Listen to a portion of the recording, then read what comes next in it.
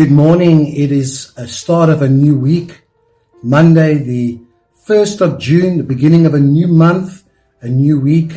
And I want to welcome you this morning as you join me. And thank you for joining me in this time of 5 minutes and 5 days to read and reflect and reset around God's word today.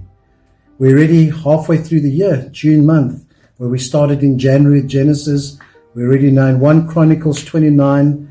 And as we read the Bible, that we find this pattern of how people's behavior is compared to God's character of holiness. And so in 1 Chronicles 9, we read of King David that gathered the leaders together to announce the temple project. His son Solomon was young and inexperienced, and he gave a call to them to give generously for the construction of the temple, to ensure that all the materials are ready. And David, as any leader should, a man after God's own heart, led by example in generously donating from his own gold, from his own silver, vast quantities. And this example inspired the other leaders and the rest of the nation to give freely and joyfully out of their pockets. And overcome by their response, the response of how they gave, David prayed a prayer of thanksgiving to God and acknowledged God as the sovereign ruler over everything. And that's how, when we read it, this is how your heart should be to God, that nothing that you have belongs to you. It all belongs to God. And that God alone possessed all the power and majesty. He recognized that humans don't have wealth, but only return a portion of what God has already had and provided. That's where the principle of tithing comes in. It all belongs to God, and we give back a part of it. We give back because He supplies seed to the sower. And you noted that God tested the heart and delighted in integrity of the willing spirit. The assembly worshiped God with great sacrifices on that day, and this served as a formal handover of power as the leaders pledged their allegiance to Solomon, whom they anointed as king for a second time.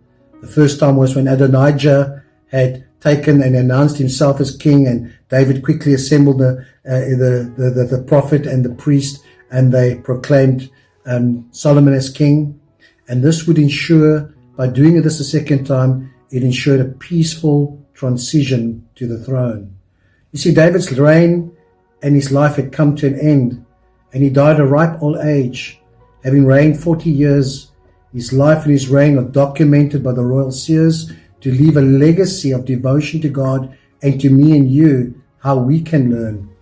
And so in Romans chapter 7, the Apostle Paul is writing in his epistle to the church in Rome about the law and sin, and are we under the law?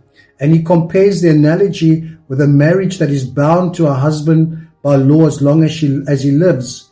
But believers are bound to the law. But there's a release when the spouse dies, when the husband dies.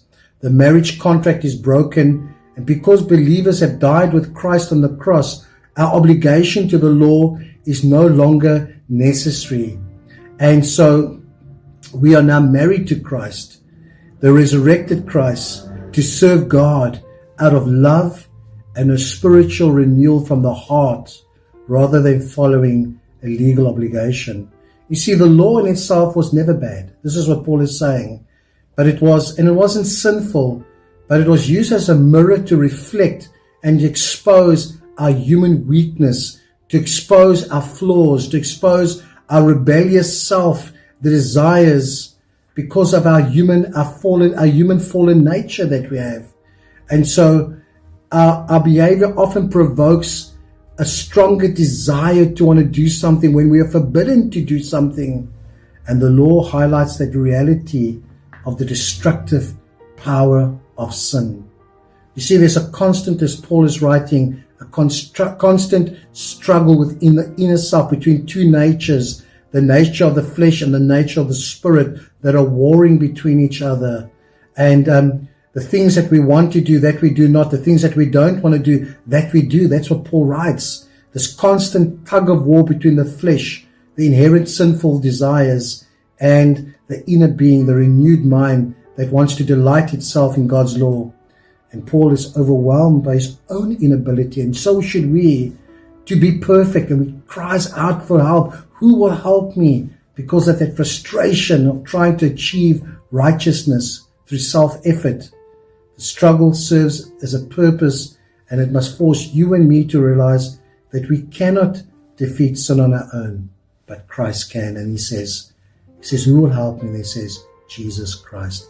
And may that become a reality in my life and in your life, that we never become self-righteous, that we trust in God, the grace of God, the love of God, that through Jesus, that overcame the law and the sinful natures, that our hope and our strength lies in him to overcome. May the Lord richly bless you. Shalom.